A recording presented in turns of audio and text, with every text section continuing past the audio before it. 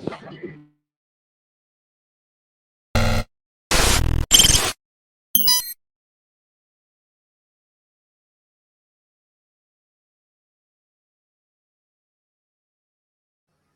hail, and welcome to the HomeBhoys led podcast. It is Friday the 20th of September. I'm, of course, Joe McKenna. I am back in the hot seat. It is Friday night. We are a wee bit late because we're having some technical issues. We're still having them, but we couldn't put up any more nonsense in the YouTube comments. So we felt the time to come on and vindicate ourselves. I hope you enjoyed the wee graphic. What do you call those things, Scott, to put together? What are they called? An intro. An intro. An ident. An ident, or Marty Flynn in the technical language. Scott made a wee ident intro for us, and yeah, very dramatic, very nice. Probably the best thing on the show every week, I'd say, going forward. Joined by the man himself, Scott McCorry. Hail, hail, Joseph. How are you? I am doing good. It's a Friday night. I've got to be in bed early enough tonight because I have got a fucking football match on the other side of Dublin tomorrow morning because I'm now one of the coaches of my son's team. So Friday night's a different story now. I'm joined by a man who loves a Friday night on top of the pops, Marty Flynn. This is a Liam Scales fucking Stan podcast. The Ginger Ninja, the fucking Scaldini, the Wicklow Way. Here we go. Yep. We're going to have a Liam Scales love in. And we're hopefully joined by Jabo. Jabo, can you hear us and can you speak to us? I can hear you. Can you hear me? Yeah! Fuck. A lot of shite this StreamYard pish. Get it in the bin. Yeah! Oh. In the bin. PC's set up exactly the same as it was. Output and input, earphones and... You're here now, so fuck up and let's go. We shall overcome. Anyway, how you doing, Jeb? Are you good apart from your technical woe? I'm good, mate. Happy days. Now, I have not only a list, but some notes that I put together. So my son started doing boxing, right? And it's about 20-minute drive from the house. So I've got an hour now on a Friday evening to kind of sit down, get the phone out and sit in the car park and write down notes on games. So not that it's going to make my analysis any more insightful, but, you know, at least it means it keeps a bit of fucking order in this absolute fucking chaos machine. Have we got any housekeeping that we need to do before we get cracking? Don't think so. I've got one thing I need to talk about. That is that I had a conversation the other day with a guy, pardon the pod with Mark, and he's bringing a football team, Cherry Orchard, over to Glasgow to a game in the first weekend of November, probably the first fixture of November, I think. It'll be the 7th. And it's 2017, I think he said it was going to be. So what would that be, Scott? Or about 2000? 2017, so 6 and 7-year-old. Or it could be a different one. I can't be completely sure. I have it somewhere on thing. But I just want to put the show out there because I've got to contact some other people. I was going to contact you as well, but Scott, he's just looking for a friendly at some point. He's got nothing concrete lined up. So, again, if anybody's out there and But again, right, we'll talk about it after because Malway's playing at 2017s, but they're still playing Fun Fours. But I just kind of put the shout out there for any teams. I think they're staying somewhere around Hamilton. He was saying about all that figured out. You know, it ties in play our team, but like I say. All right, well, I have a conversation with you as well. Like, so if anybody else wants to contact us and see if they're up for it, I'll put you in contact with Mark because he kind of has nothing concrete and yourself trying to set these things up can be fucking difficult with teams around about you, let alone fucking trying to do it across the sea. So that's a housekeeping done. There's no point in us. Well, there's no point, but we will go back to Hearts. But we may as well just get tore into Wednesday at this point. Fucking tore right in, Jovers. I mean, because that's all anybody wants to talk about really at this point. The good vibes and the fucking the great times. Now, I don't know. Speaking to you, Scott, before we went live on air, I mean not too sure if you're the first person we should go to, are we?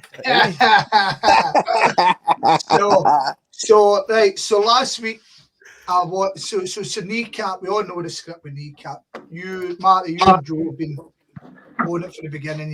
You've talked him up for the history and stuff like that. So I've kind of just body swerved kneecap because basically they're singing a fucking thing that I don't understand. So I've kind of just left it, right? So I've left it. I've not really bothered with it. But the movie obviously came out, and me and her sat down and watched it. Brilliant, mate. Movie's fucking class. But as somebody who likes the old chronic wine, but I've not had it in ages. There's hundreds I've seen where they're just rattling bottles, and I was like, I turned around to her and I was like, I'm choking for a bottle of wine, man. so we went out before the game on Wednesday, and we were in the tune. Originally, I was planning to meet that wee Slovakian guy, but that never really happened. But we were in the toll booth, and then we headed up for there. And the beer's going down lovely, right? Guinness is fucking smashing, and everybody's looking forward to it. It's a beautiful day, sun's, and I went up, and I was already a good bit drunk. I could have went to the game and I would have enjoyed it and had a good night, but I went and got a bottle of Buckfast. And this be true to it, right? So I remember getting in the game. I remember the first half, but it was hazy. But then I had a bottle of wine in the game, and that knocked me on the edge, and I couldn't really remember much of the second half at all. To the point that I got the next day and saw the score, and I was like, "Fucking hell!" What's about a great game? Sounds amazing. So the good thing is, I remember all the atmosphere pre-game and stuff like that. I gave a good big hug. I remember being frustrated that there's no kind of taking our chances in the first half. But I managed. I've got to get a full game. And I watched the full game on Thursday, so all good. I mean, I'm clued up with it again, but I kind of got excited, made a cunt it. So. And you're blaming kneecap. I just had to put it back because this wouldn't be the first time something like this has happened. No, Scott, let's face it, like the electric soup has been a fucking regular in your life for quite some time. But I get to points, Marty, where I kind of go, right, I'm done with that. I'm finished with that. Well, and we're at that point, we're at that juncture again. It tells us that you're susceptible to product placement, at least, Scott. I mean, yeah. Well, see, the irony, mate, is I've always moaned about product placement, saying I don't think I kind of fall into that. But when it comes to the tonic, I'm a sucker. But no, wild. It was wild. It's wild to go and see everybody, mate. The atmosphere. In Boozers, the atmosphere walking up to the game, the atmosphere in the game itself, the actual atmosphere obviously takes care of itself. You saw that, but just I'm pretty sure Jason will back me up here. The atmosphere around the Celtic support pre-game was amazing. Everybody was up for it. Everybody thought we had a great chance. We spoke about it. I done my preview. A load of other guys done a preview. We were better than them. We knew we were better about them. It was just new Celtic gone and proving they were better. And what a way to do it. It was magnificent, absolutely magnificent. And brilliant.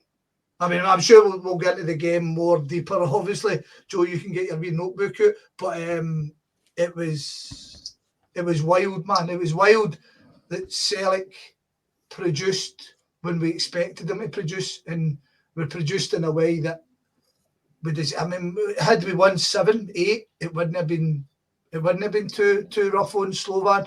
Like I say, I watched their press conferences and their interviews after from their website, and they put their hands up. So they were like, Celtic were magic. Celtic were absolutely brilliant, and they tore us apart. And he says, I'm disappointed with the result, but I can't even criticise your result because Celtic were just brilliant.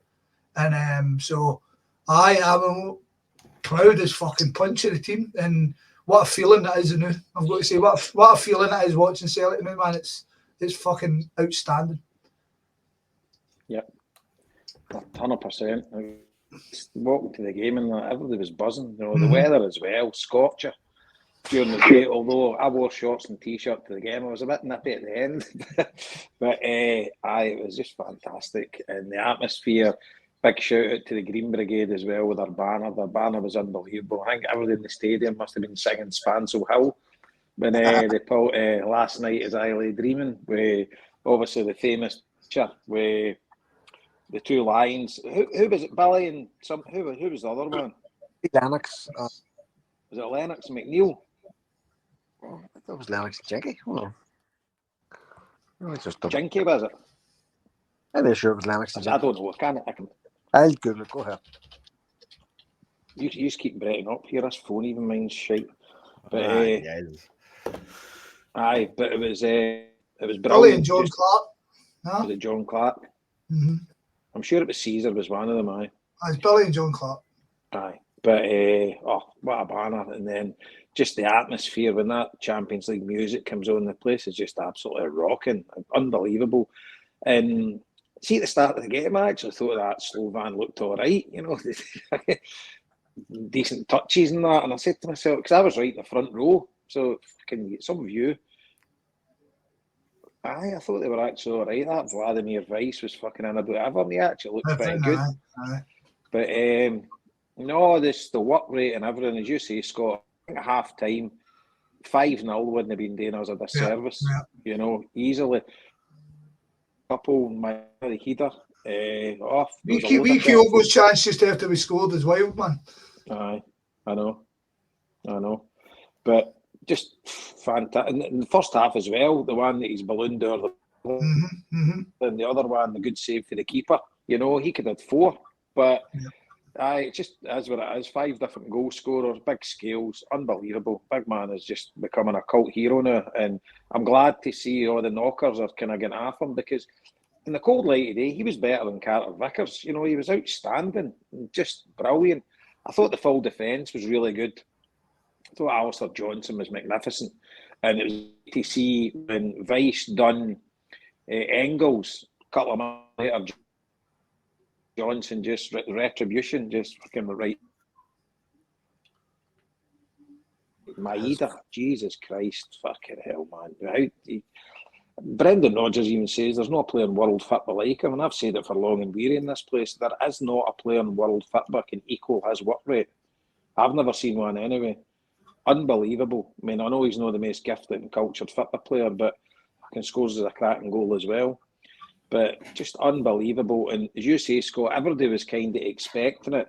But we've all seen Celtic in Europe enough to know that teams that's fucking been worse than Slovan Bratislava have came and fucking, you know, turned us over. And you've just always got that wee bit of doubt.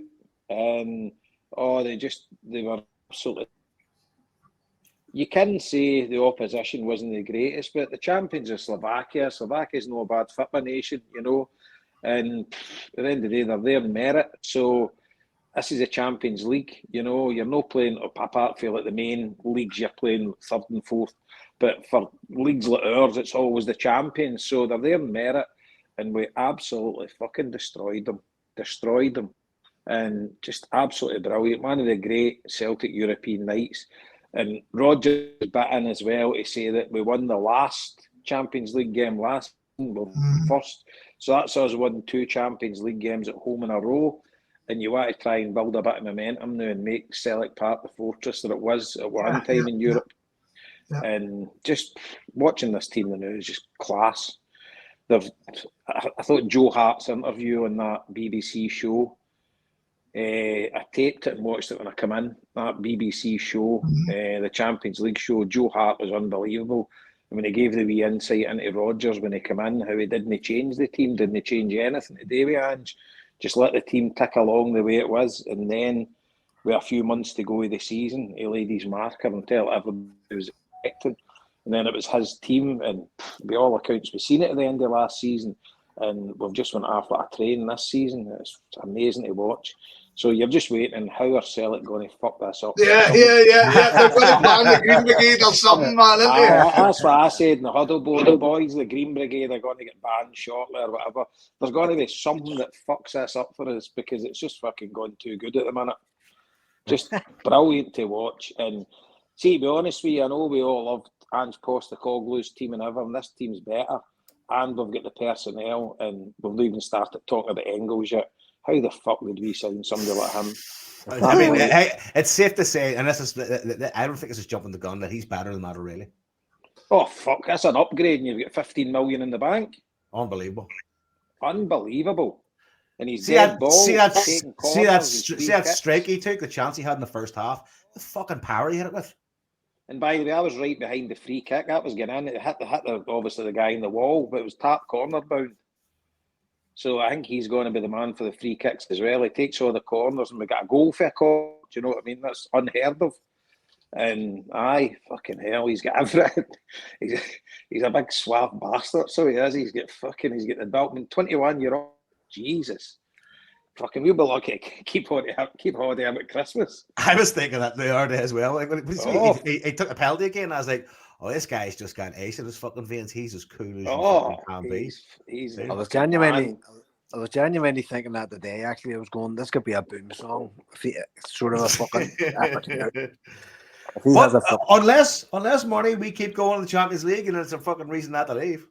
No, but that's my point. My point is that he's getting showcased to the world in the Champions League. So, like, a big club will come in for him and say, "Here, it could be January if he keeps one of these." There's a number of things that were said after the game. Did you see Joe Cole talking about it? Yeah, Joe Cole. Aye. Joe Cole was talking about it. He said for a team like Celtic, he said they bring so much to the Champions League. He said in terms of like their fans, in terms of like the atmosphere, the nights. He said, which is a lot of what's about. He said, but they're also in a good position now whereby they can sell a player like Man already, and they can bring in a player like Engels, who if you're going to spend the money is that level of quality. So you can come in, say to him, come in here, play in front of this amazing crowd.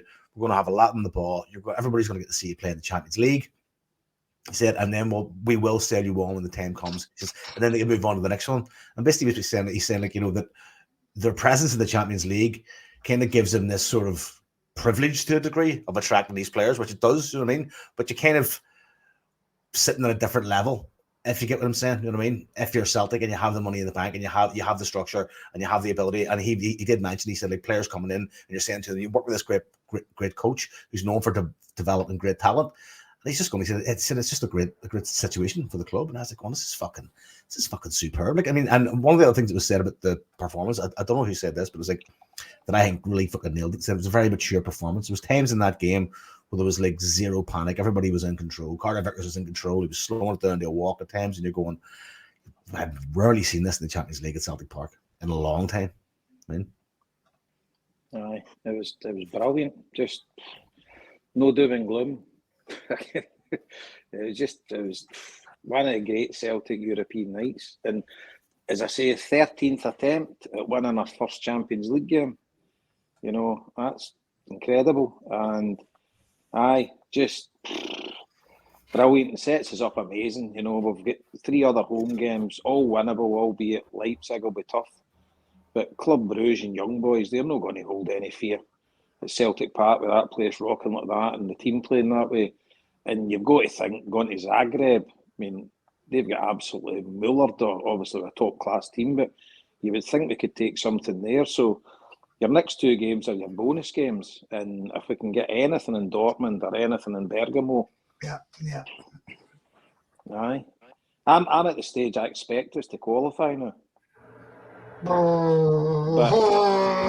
we know it can, Tom, but you've got to dream, and I'm just buzzing to see Celtic playing at that stage and playing that kind of football.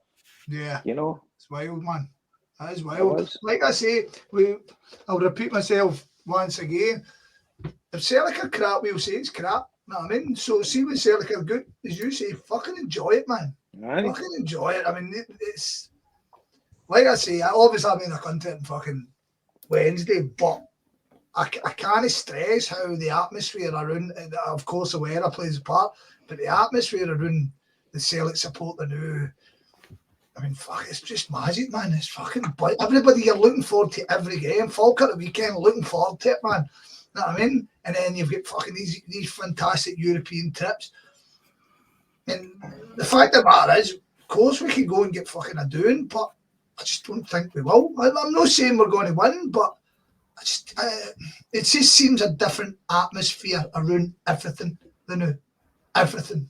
The Engels thing has elevated.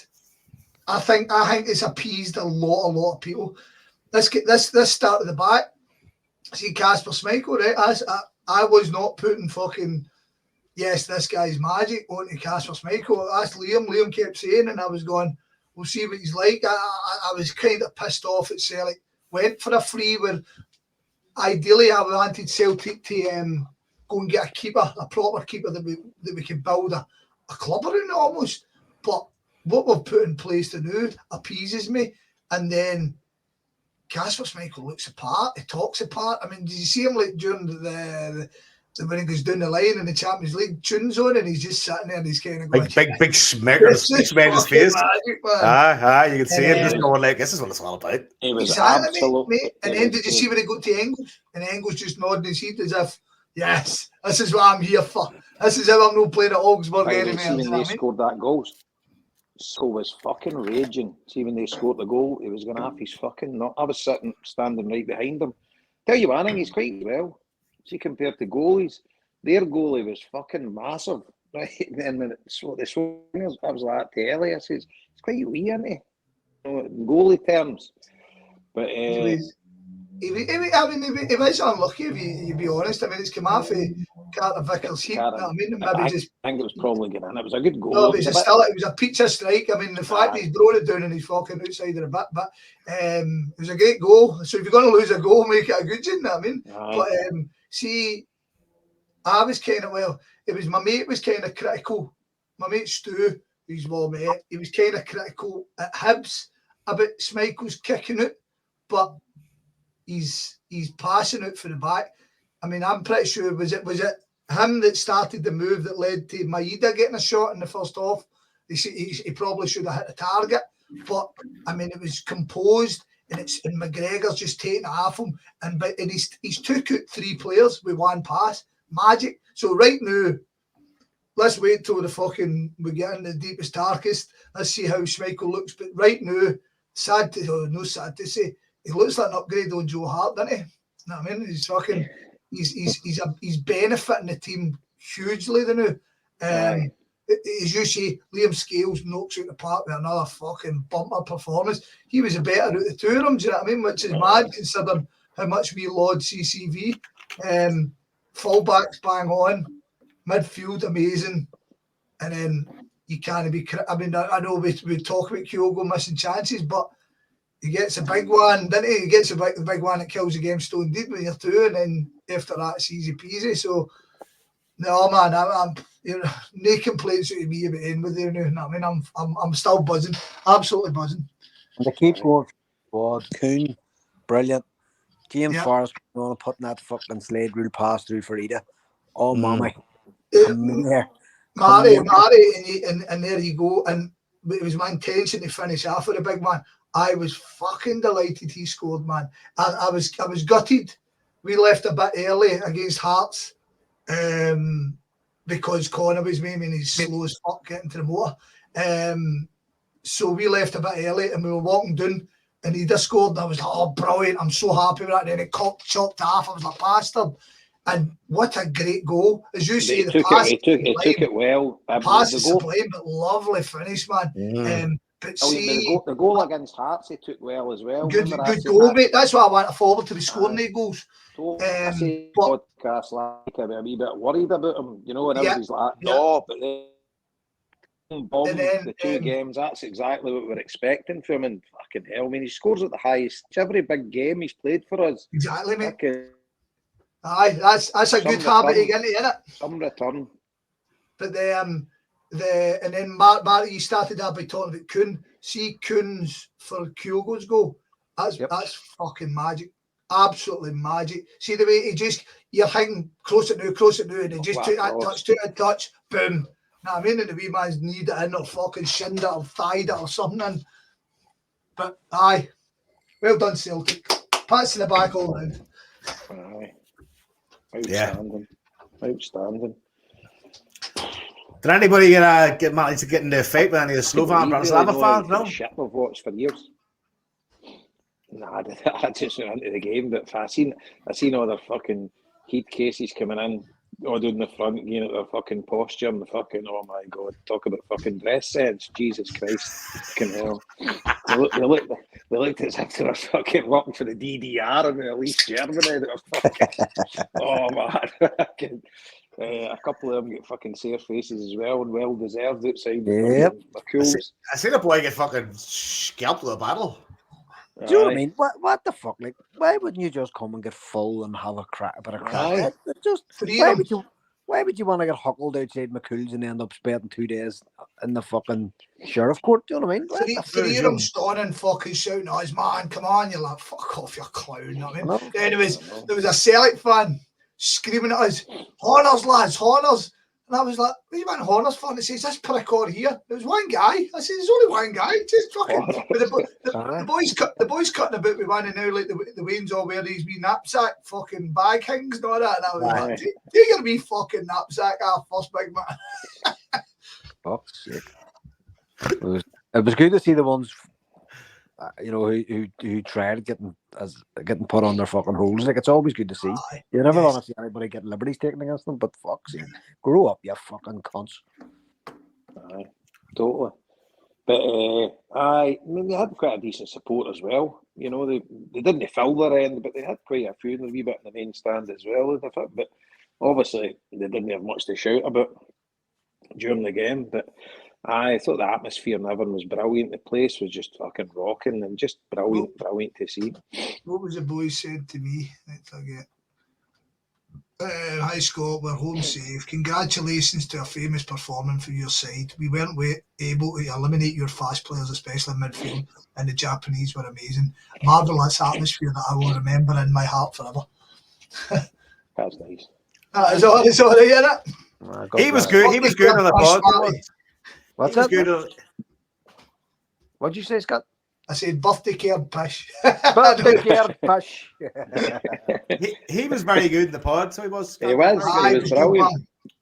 I'm looking forward to this Sunday's one, guys. I'm looking forward to it one. It's leads back to J-Bo drunk on a train. I'm looking forward to it. I've got two coming up next week, obviously. I've got St Johnstone on Tuesday, and I've got Willie Hess, the author and the journalist. He's on Forks, right? Yeah, and he's obviously, more importantly, he's a massive Borussia Dortmund fan. So I'm speaking to him once again, no problem at all. I said, "You fancy speaking to me?" He's like, "No problem." What was Sunday? I was like, "What a guy, man!" And the good thing is as well, Scott, he's moved back to just outside Dortmund because he was living in Berlin for years, and he's had a season ticket since Dortmund were shite. You know, he's had one for many a year, so he always had the season ticket. But he gets to us now, so you'll get a better. Obviously, we're still watching them beforehand, but you'll get a first hand. Yeah, definitely, man, definitely. Brilliant. So, it's all systems go. Do you know what? Did you watch any of the interviews after the game? Did you watch Rodgers? I was watching. Joe. I've seen. You know what? I think with the one thing he said that stuck with me, and I put it up on our Twitter. It's fucking straight. He said the good thing about tonight. He said we going forward. He said don't have to do anything special. Just be us. That's like great message that is. I mean, the confidence in that team, you know, you can tell. I mean, they guys must just be absolutely buzzing with each other. You know, it's like they're playing with so much confidence, so much. And by the way, how fit are they? And the desire, and you know, he mentioned that. He says talking about Maeda and talking about the rest of the team, and Joe Hart mentioned it as well. At the end of the game, I mean, the last minute. See the pressing, you know, they didn't give them a second on the ball, and it was working right to the last minute. And he used the 5 subs, which is good enough for the old Champions League win bonuses, getting Tony Ralston on and that. I'd like to see I'd like to see young boy for Dundee get a wee run out as well. That'd mean some bumper for him. But They will all get a run. If you watch this press conference today, I'm not sure if you were able to catch it before you came on, but he specifically referenced the 5 sub rule, and he just said that, look, we're playing basically, I think he said with 6 games in 23 days, so that's 1 game every 3 days. So he was going, it's actually physically impossible to keep the same team on the pitch for all those games. He says it's just not possible. He says, but what we have now is the flexibility of the squad and the 5 subs. The new players that came in, and the press were trying to draw them on the board. We're trying to make them they were trying to make him sort of criticise the board, but he just batted it away and went, no, we are where we wanted to be. And what more do you want? You know, from my perspective, I have everything I asked for. I have everything I need. We've got this stretch coming up now. He says it's fine at the start of the season. He says you're playing one game a week. The weather's nice. Fucking blah blah blah. Nobody's away on international break. He says, but this is the real business end now. You know, and having these European games, he says they're great to aspire to and be part of, but they do cost.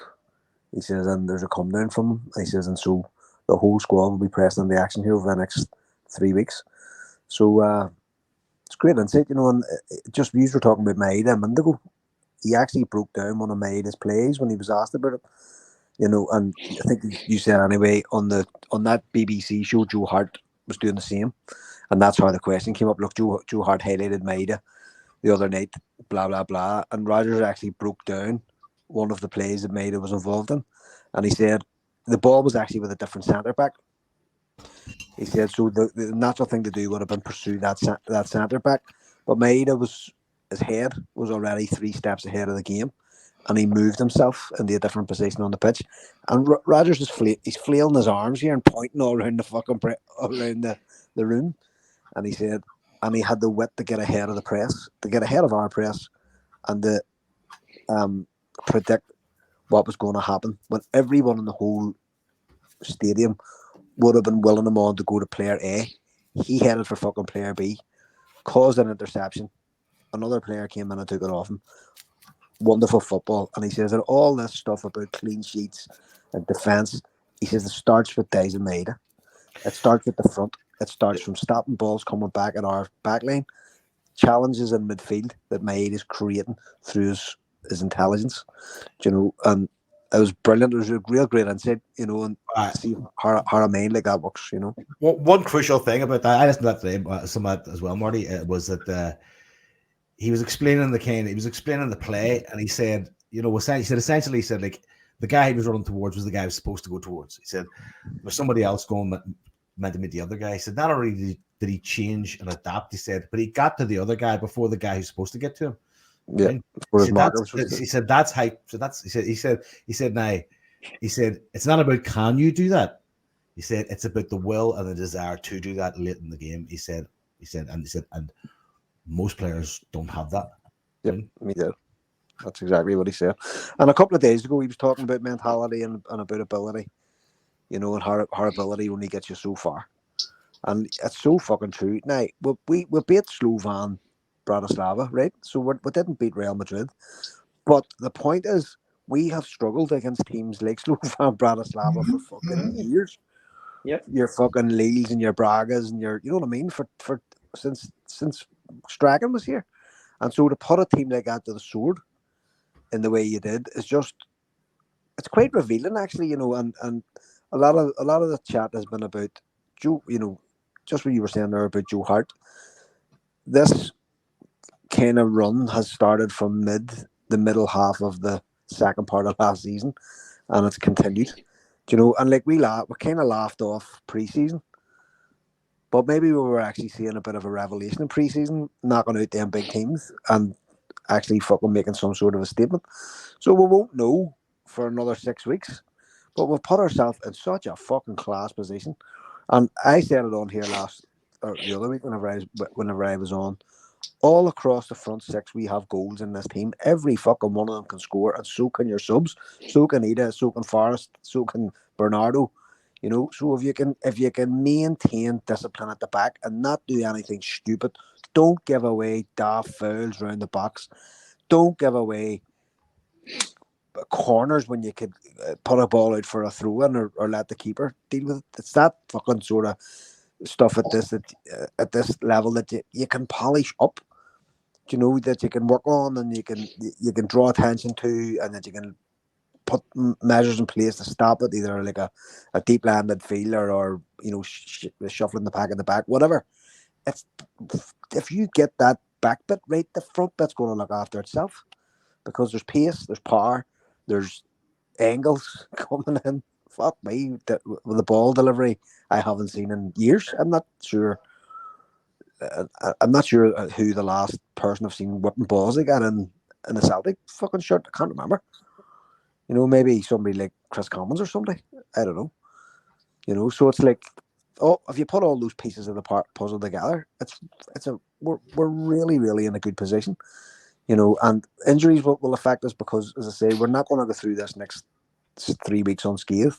So you're just hoping that it's not any of the real big players. And anyway, there is depth in the squad now where you can look to the bench and go, well, you're in for 3 weeks or you're in for 2 weeks here. You know, and the other thing is too is physicality. My mate texted me from the ground outside the ground, man, these cunts look like basketball players. He says they're all 6 foot fucking tall. And when you saw the camera panning across the two squads as the Champions League theme was being blurred out, you could actually fucking see the physical difference. Like, they were head and shoulders bigger than Maida and Kyogo and whoever else. But by the same token, we have Engels now, who seems to me maybe 6 foot tall in the midfield with great feet. Bernardo looks like a big. I think Bernardo must be 6 foot tall as well, maybe a wee bit over. I don't know, but he's physical too. So you're putting physicality into the midfield, whereas that can then free up a player like McGregor to just do his thing. And I know Liam Scales got all the plaudits the other night, and he was amazing and all the rest of it. But I thought that McGregor was absolutely untouchable the other night. He was fucking everywhere. He was encouraging all the other players around him. He was bringing players into the game. He was doubling up on players and helping, you know, just nearly just being there as like a comfort blanket for some of the other players to allow them to stretch themselves, to make moves or throw tackles in or whatever. The likes of Alistair Johnson, for example, you know what I mean? He just seemed to shadow him along that wing. It was fucking powerful to watch. Do you know what I mean? And we're all just waiting on it going wrong. But fuck me, there's been some sort of juju happening here, you know, because it has come together exactly how you would want it to come together at exactly the right time. Fuck yeah. Celtic! Fuck yeah! That's really a great brigade song. I will say, Marty, it's all looking fucking rosy in the garden. I was thinking as well, watching the game, see the level of press. There was times that we had 2-3 players on, pressing the ball on one player, right? And I was thinking, right, with Slovan Bratislava, they weren't really able to kind of bop it around and get out of tight spaces and kind of find the space. But I was watching our press going, like, you need to be a really good fucking team to get out of that. Like, you know what I mean? Well, the one the BBC showed was 4. It was 4 players pursuing the ball on the wing. So it was, what was the right wing? Was it Maida was there, McGregor was there, and I think Johnson and Kuhn, and they were just absolutely hurting these in a pack all along the touchline. Do you know what I mean? And you're just looking, going, there's no answer to that, because where is that player going to go? And every one of them had speed. You know, all the Celtic players had the ability to fucking get going. And so even if one of them had made a mistake, another one was there to double up and to take the ball away. It's powerful to watch. Do you know what I mean? And it is a real rarity in the game. It's not. I don't think that sort of play seen very much. Not that I watch international football or, you know, many different leagues or stuff. But maybe Scott will comment better. But it's a powerful thing to see it. And it's like poetry emotion when it happens, you know. But again, like, you need to be a very good team. Not like Atletico Madrid could do that. Like, I mean, they can bop. Like, sometimes their first touch is a phenomenal pass. I mean, that's a very good team. They don't need to do that sort of work, because there's, you know, to me that's a difference. They play a totally different style of football. When the ball sticks to them, they just wing it round. Do you know what I mean? Whereas what we were doing was different. That sort of press was like, it's kind of hard to describe, but it just looked like a swarm. You know, they were around them in a crowd, and every one of them was watching for one or other, you know, the toe tap. It's just fucking phenomenal to watch. And I'm sure if you were a neutral, you'd be going, this is great football. You know, really, really good. And as Scott says earlier on, like, we had all the chances in the world in the first half. It should have been out of sight. Easy. You know what I mean? The one that Mayo put over the bar as well was another one I don't think was mentioned. And it was just like, it was a matter of time. And Scott will tell you, like, we have some fucking torn face mates that gone about everything. And I was texting them at half time saying, we are going to do these cunts. And like, they were reduced to like a half chance from Vladimir Weiss. Do you know that he fluffed anyway in the thing. And when that move was actually quite a good move, they kind of cut us open with one pass. And your natural instinct is to go, oh, for fuck's sake, this is it. But this is what separated us from the Huns, because when that happened to them in the Huns match and that disallowed goal happened, all bets were off. Whereas last night, the pack just seemed to come back together again and settle down. And like everybody was waiting on the Liam Scales mistake, and it just didn't come. It didn't come. You know what I mean? He was assured. Carter Vickers was kind of standing off him last night. They were allowing, or on Wednesday night, they were allowing Liam Scales to be the old-fashioned pivot, the old centre half position. Carter Vickers was, if you watch the replay, he was kind of slightly standing behind him off to the right and just letting them work. You know what I mean? It was fucking great. It was absolutely great. It was total domination the whole way. And at no stage did I think we were going to lose that match. Not a fucking chance in hell. See one thing you notice with Schmeichel, see his wee dinks out to the wings. He's fucking brilliant at it. See when he gets the ball at his feet. Just fucking, your heart's in your mouth, but he's fucking well controlled. He puts a right crack wee dink out to the wing and starts like attacks and everything. He's really good distribution wise. I know Williams pointed it out, but it's the first I'd realised it. And as I say, I know you say you think he's an upgrade in the heart, Scott. I think it's dead early because he's hardly even. But I did qualify that statement by saying right now he looks like an upgrade, because I was definitely one for kind of I'll hold my water until we're down the line. But as I'm saying, can only comment on what we're doing now. But I mean, even the Huns game, he's made a couple of big saves in that. Do you know what I mean? And it's looking good. It's looking good considering where I was. Do you know what I mean? Aye, excellent.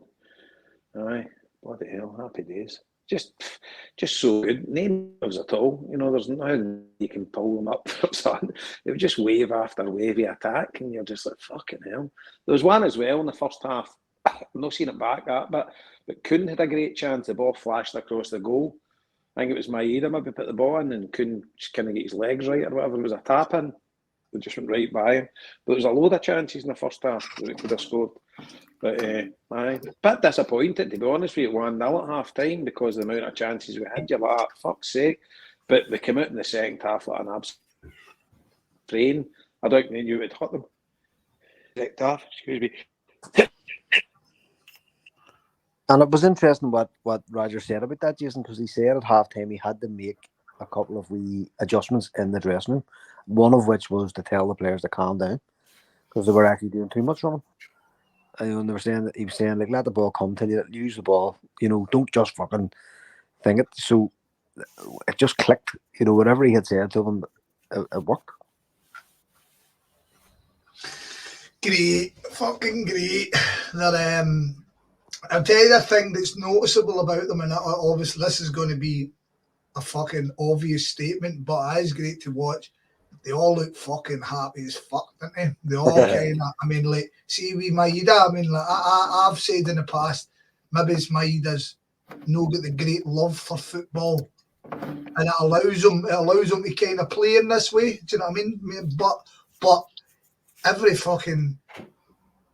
goal, every fucking thing he's away doing, I mean, like, I love seeing when Kyogo passes to Hatate drags it back, then plays through Maeda scores, and fucking you see Hatate, who can be a torn-faced cunt on the pitch, he was doing his knees fucking like that. Yes, what a goal. I mean, it was they look like a team, and it's fucking great to see, man. Great to see. And then as you spoke about earlier on, you're talking about McCowan. You bring McCowan in, and his fucking smile's infectious, isn't it? I mean, that cunt's one to watch, hasn't he? Like, fuck's sake. Aye. Absolutely one to watch. Good player as well. Yeah, he's a good player. Yep, I agree. Good player. Yeah, he's kind of one of the ones under the radar that folk aren't really hanging their hat on, but I think he could have a great future.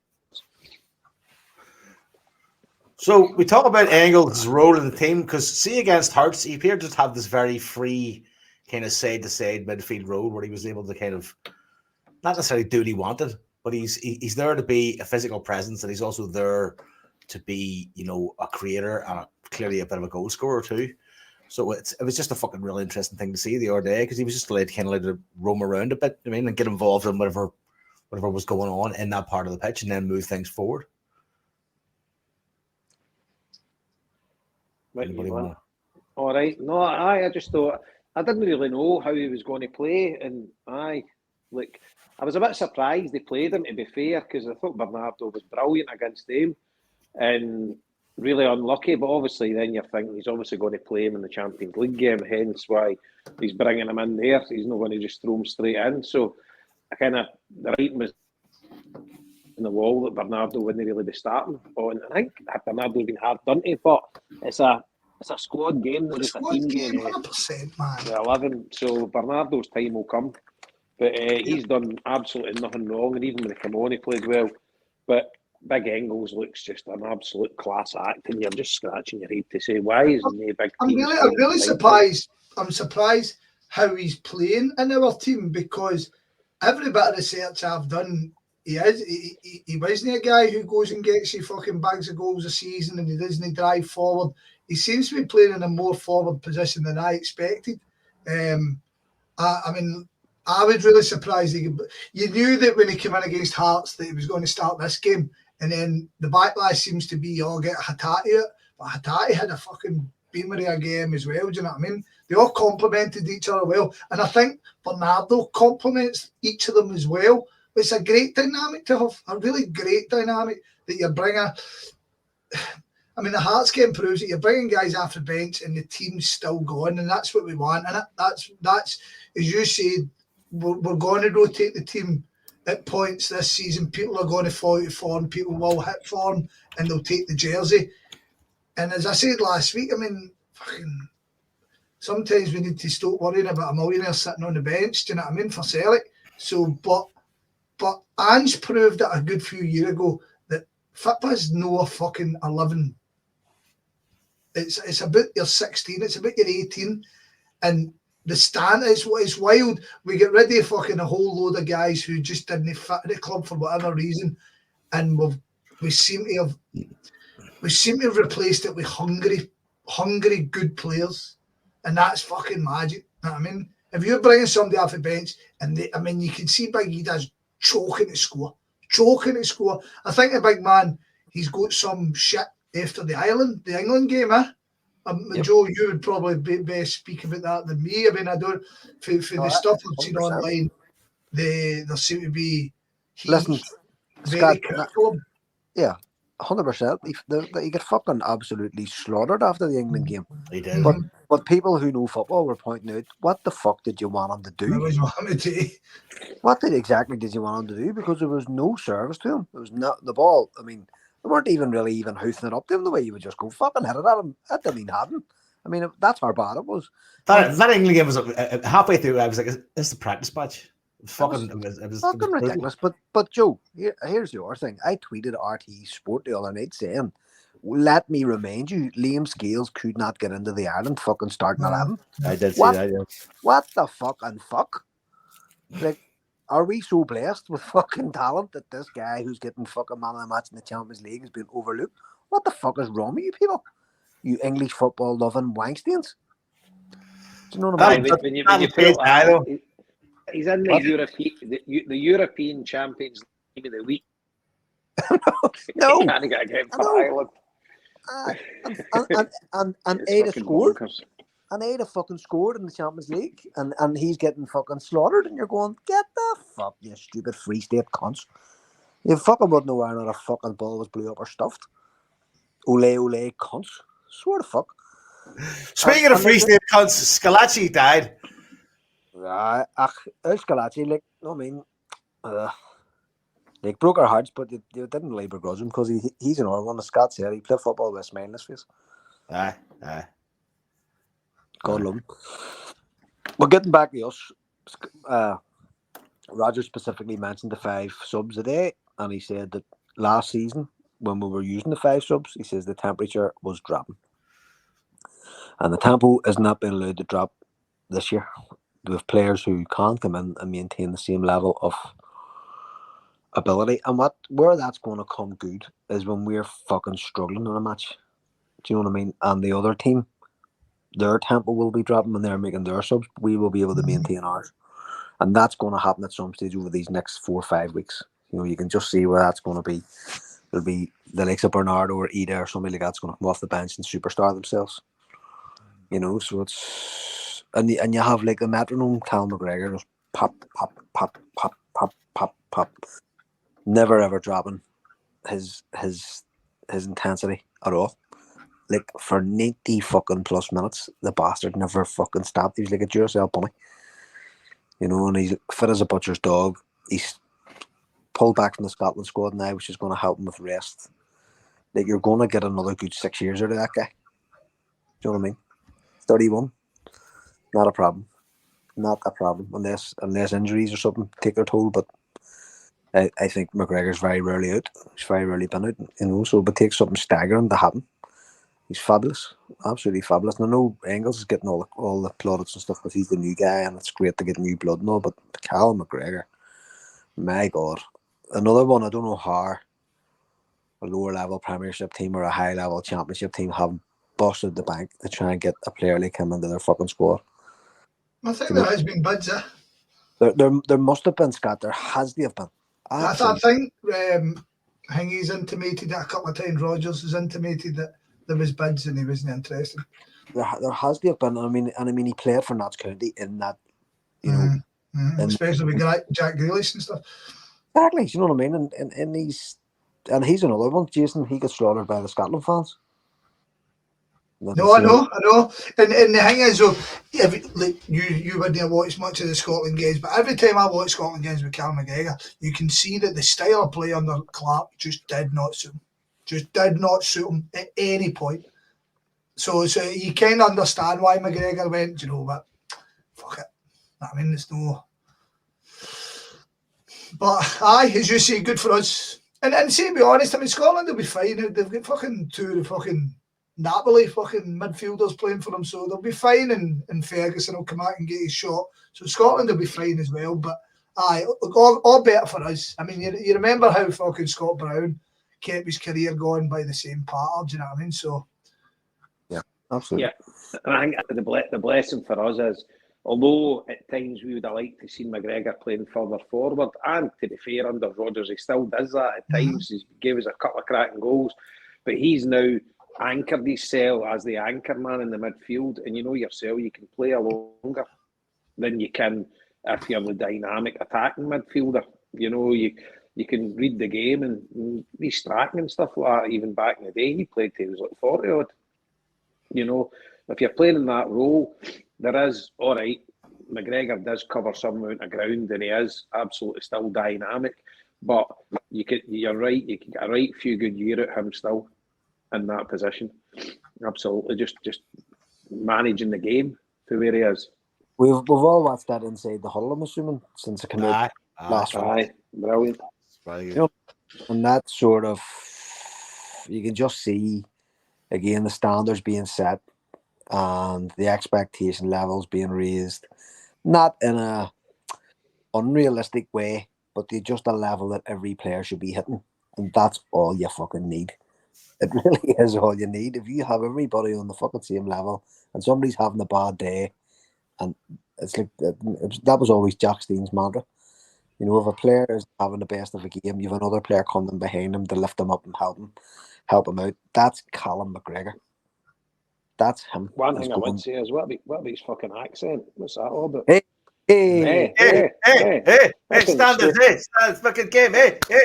Oh, fuck cutting about, has he been cutting about with Irvin Welsh or something? It's as if he's fucking out of Leith. Okay.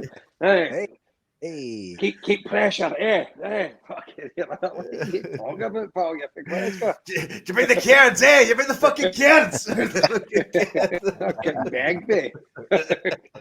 Nobody's leaving this bar to the failure. The cunt what done it. Who the fuck are you? See in the middle as well. I thought it was really interesting that Greg Taylor was partly narrating half of the show. Taylor talked a lot. I thought it was good that the old McGeady impression. Nah, I was running one. 3 in a row. Sorry. Tony Ralston's a chanter, I know. Aye, bit of fucking Aye, karaoke. I might book him for the fucking Vogue do. Get Tony Bennett.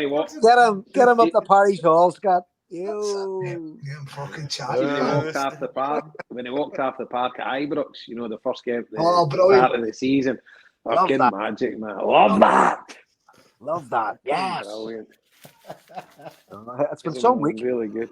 Here, Times, man. Oh, I know. and Superb. and in the midst of it all, we found out yet again we're absolutely fucking minted beyond any of our wildest Money, dreams. money, money, money. So we did. Fuck's sake, you know. I know. We have the keys to the toy box, lads, for the foreseeable future, and we're going to have it again. And it's when you but I know you mentioned it, Joe, but when you sit back and you say to yourself, we've sold Matt O'Reilly, who was a class act for us, 25 million, and you've got that Engels in for less than half the money. But here's the thing, too, Jesus Jason. Christ. Here's the thing, right? Because they were making that point on Clade. Well, Gordon Dale was saying that too, you know, about the investment, blah blah blah. But bought Matt already for 1 million or 1.5 million. Do you know what I mean? So you're getting a major return, but you can see Engels going for 30, 40, 50. Fucking hell, do you know what I mean? That if he gets into that Belgium squad and gets his place, he's a full international. No, but if he gets his place and keeps it, do you know what I mean? If he stays in the first team, fucking hell, all bets are off. Do you know what I mean? Because he's playing with an even better level of player at that level. Do you know what I mean? And playing against the cream of the fucking crop. So it's like this guy, and it's absolutely brilliant for Celtic. And again, talking about that progression level, like you come in here and it's like, who was it? Remember Neil Lennon said to somebody when they were in. You won't be fun. Was it Van Dijk or Wanyama? He said Van Dijk. He said, "Don't get too comfortable. You won't be here that long." That's what I think will happen with Engels. He'll be gone for mega bucks, you know, and he's a hardy looking chail, you know, big fucking shoulders on him, kneecap, fucking socks, that lad. You know, he's just fitted in. Sucky are see that? You know, and see the whole like going back to the financials, like, you know, it's the first time ever. Usually there's all sorts of articles and radio programs on about Celtic's finances. There wasn't a fucking word this week. There wasn't a word. There was no great analysis on the radio, Sports Sound or fucking Clade or anything like that. You know, it passed almost without a comment. It was just sort of touched upon. You know, but it's amazing. The position that we've left ourselves in is utterly amazing, and we have opportunities to do things with it, and I hope we do. You know, and it just gives. Say, Marty, to touch on your Engels thing, and it was what Jason kind of asked. Did you see Jens had put on a huddleboard? He says, from what I can tell, the decisive factor for him was the Champions League, and that Celtic were able and willing to pay that price for him, and make him a central part of the project. None of the German clubs could offer that combination. And that's the whole thing that Rodgers came out and said it last week, or someone else in the dressing room came out and said it last week, says Rodgers will be making this guy an attacking, goal-scoring midfielder. And the proof in the pudding was taking the ball off Hatate and saying, no, actually here, the game has changed here a bit. This guy's going to be we're going to replace Turnbull and fucking Matt O'Reilly's goals with this guy. You know, and it's like Jason talking about his dead ball ability. That was one of the things that they were saying about him. They're saying his dead ball's outstanding. You know, and for us, if you have a Liam Scales or a Carter Vickers, you just aim for their fucking. You saw who was pointing at their fucking head the other day. Was it Scales from one of the corners, demanding the ball to be nappered to him, like, you know. So it's just fucking class. Well, as I said before, it's just a warm bath. You know what I mean? Definitely. Have we gone back to cover a bit of the Hearts game? I was just going to say, with the Hearts, Scott, is this a game you recall, Scott? There? So sober as a judge, Joseph. Sober as a judge. Well, let's let you lead the way then. The Hearts game. The thing is, right, it was all set up because everybody, you had people talking about 4 and 5 and 6-0 before the game. Do you know what I mean? And I thought Hearts actually played their part in the game. I didn't. They sat in and ultimately they got what they deserved. But there was a point in the second half where they were knocking the ball about pretty well, and you can see they're actually a decent enough team. I mean, in the cold light of day, it must frustrate the fucking Hearts fans because they've been fucking rotten. You know what I mean, apart from against us and the Huns. I thought Celtic. I don't think Celtic were. I saw people being critical of them, and I was very confident that we were going to get there. Do you know what I mean? I mean, ultimately, the VAR things. The mad thing, I listened to the phone in for the first time in fucking years, man, on the way home, and the Hearts fans basically going, well, the refs are cheat, all the refs are out to help Celtic Rangers. And the point of the order is, the referee gave yours a penalty and never gave yours a penalty, and then VAR corrected it. So how the fuck is the referee cheating? I mean, how's he fucking what's going on there? But I thought. What's your views on the penalties, Scott? Both of them? Both of them are 100% correct. Both of them are 100%. Liam Scales isn't looking at the ball. The ball's been fucking headed off. It looks even like it hits it should have, even if it does hit the tap. Liam Scales is not looking at the ball. He's fucking turning round. He's turning round and the fucking he's a guy standing right beside him. He does the ball off his arm. That's never in the same way as Hearts shouldn't have got a penalty against the Huns for the exact same thing. It's common sense. It is back the old day where fucking that was in the first game of the season. I would agree with that. Exactly. Right. And then the one, see at the time, I'm thinking, oh, it's not his horns are in. But then you go and watch it, his horns out. The ball's getting played in and his horns out, and it's directed the ball away from play. He might know what meant it, but that's incidental. That's my point. He's incidental. Instinctive. He's obviously no meant to do it. But he's actually put his arm out there. Exactly. You know, exactly. So, I mean, we're really at the same, with regard to these and people moaning about it, we're really at the same point as the Huns stuff for the last couple of seasons, where the Huns are moaning about VAR making correct decisions. That's where we're at with this one. And they're all call it a conspiracy. But as I state, matter of fact, without VAR, they would have got a penalty and we wouldn't have. Aye. You know what I mean? So you can't say the refs are cheat because he actually get told do your job properly. You know what I mean? The referee was a fucking clown shoe, by the way. He was hopeless, man. But Engels stepping up and sticking it away with that way he did. I mean, the goalie goes the other way, he looks like a bit of a clown, I suppose. But and then for McCowan's goal, brilliant. And as I say, just a shame that Adam Reeder's he got punished for something that happened. I think it was Palmer, was it? Was offside with it? But again, we've made subs and subs changed the game and helped the game and all that. That's brilliant. That's really good. It wasn't the fucking champagne football that we've been watching all season, but that's because Hearts come in and try to fucking stuff again and they got what they deserved. I don't know, as I say again, I bummed up Hearts after the performance against the Huns, and watching that game, if Hearts go and play like that more often, they'll win more than they won't. But I was delighted to be saying. I mean, Shanklin's fucking. Why is he playing so deep, man? It's just fucking. What would talk with Castle Schmeichel? He's fucking save. I mean, if he let it in, it would have been a shocker. But it's the fact he saved it and caught it. I was like, oh yes. Beautiful. Aye, it was a Hollywood save, wasn't it? Another thing, right? Because I've been after. I was after drink since the Huns game, so I'm at the Hearts game, totally sober, and I'm watching it, and I'm. Do you know what? I'm noticing Alistair Johnson doing hunters and hunters are running, right? Yep. And I went, I think Jay seems on it today, and one of the boys went, he's no past a fucking ball to one of your players in this whole half.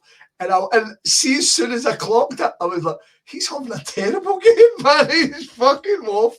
But Carter Vickers was man of the match by a fucking country mile. He was absolutely blinding against Hearts, man.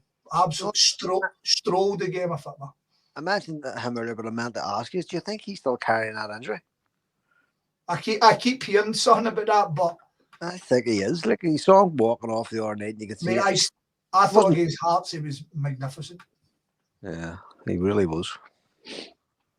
That's my reviews. There was a bit in the first half where a ball came to a Hun, just sort of on the edge of the box. It was actually a Hearts player. It was actually a lovely pass. It cut through our midfield, and the Hearts player was ready to take it and turn.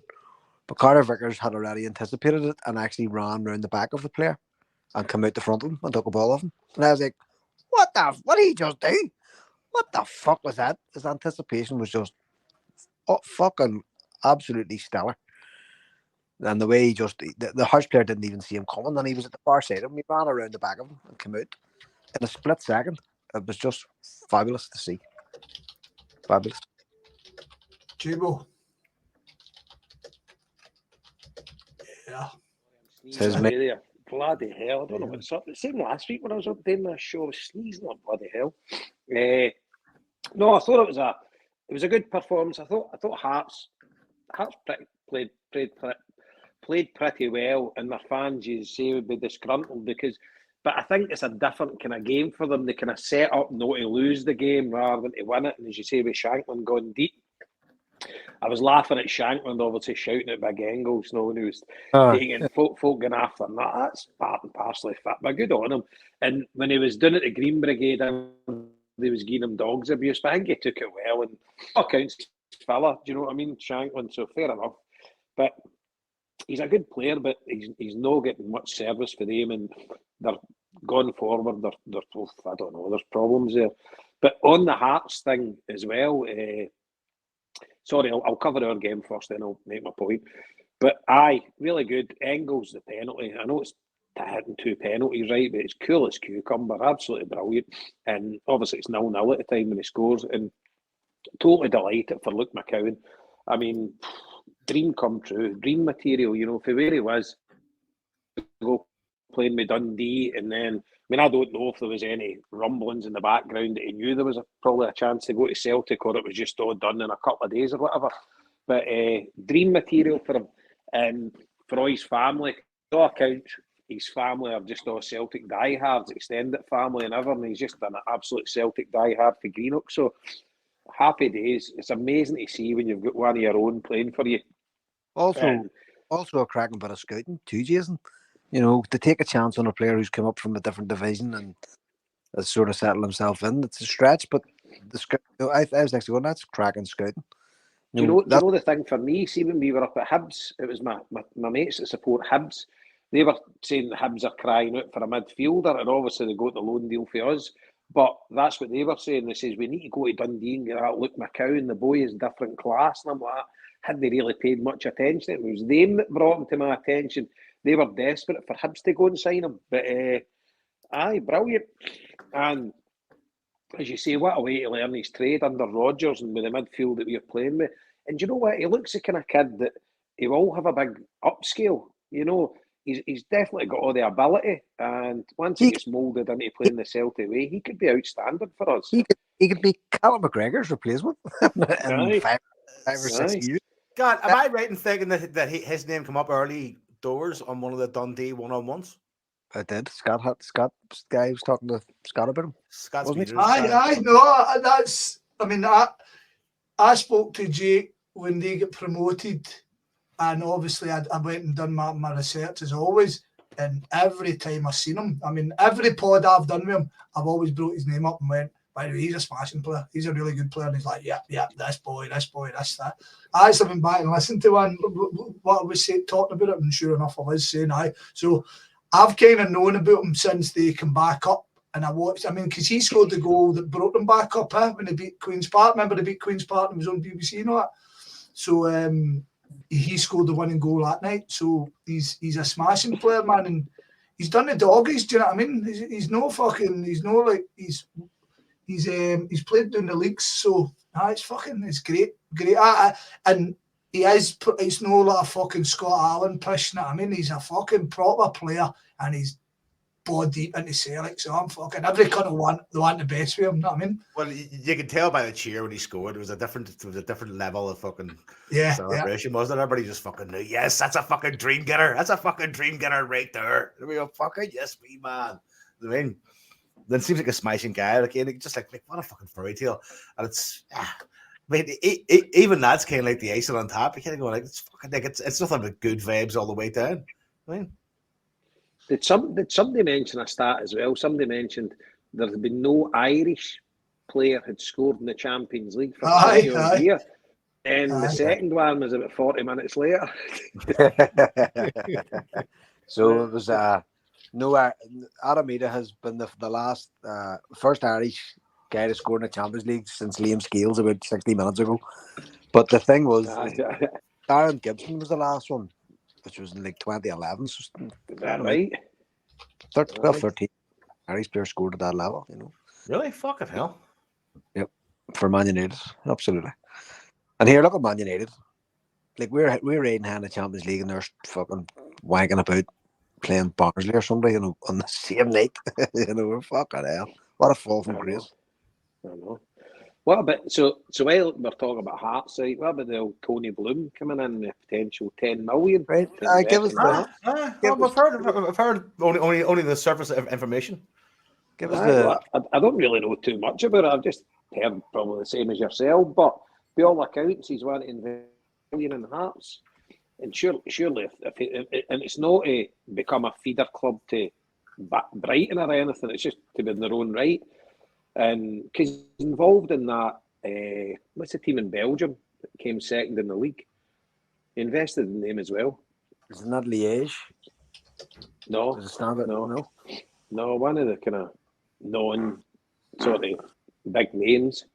If you, I'd need to get the Belgian league up or whatever to look at it, but seemed like Royal Onion Saint Gilles. That's it. Anglis, that's right. You're right. Aye, that's it. Aye, and yeah, I mean, tell you one thing. What a move it is for Hearts, and what a move it is for him, because with this conversation last year on this podcast, when I said if a business acumen and a bit of cash behind them were to take out Hearts, Aberdeen, or Hibs, they could effectively challenge. You know, you only play us 4 times. Well, you know, are we not kind of at the point now, Jason, where the dice is rolling on who's going to be the second team this season? Well, you've got Aberdeen already stepping up, but you've also got, again, if you had to listen to, if anybody out there didn't listen to Scott's one-on-one with Mark Strachan, the Hibs fan, and he was saying that basically these guys came in with millions and just handed it to Hibs. They didn't ask for anything. They didn't ask to run the club or fucking, they just wanted to be involved with them and fucking put major amounts of cold hard cash across the table. Like, holy fuck. But there's a difference with Tony Bloom. Totally. Bloom will be in here. He'll be in there with his full analytics team, you know, analysing everything. 100%. And I actually, like Mark was kind of saying he was glad that was the case. But I was actually thinking, if you had fucking cunts who had the ability to smoke millions on whatever the fuck they wanted to, would you not want them involved in your club actually coming in and giving their expertise? Or do you know what I mean? So Mark had a different view. He was going like, no, well, we've retained all control. And I was going, well, that's fair enough. But surely the fuck you want these people's connections and interest. Especially with Hibs. I mean, I don't know if any of you watched the interview with the owner. Do you remember Ron Gordon died and his boys took over, and he's basically kind of gone, yeah, I made a mistake here, I made a mistake here, I made a mistake here. And see, to be honest, I don't know, it's just me, but Hearts and Hibs shouldn't be places for guys to learn their trade. I don't think so. Do you know what I mean? And I'm not talking about Hearts and Hibs going on the old manager merry-go-round, but they should be getting guys, decent managers, decent quality of managers.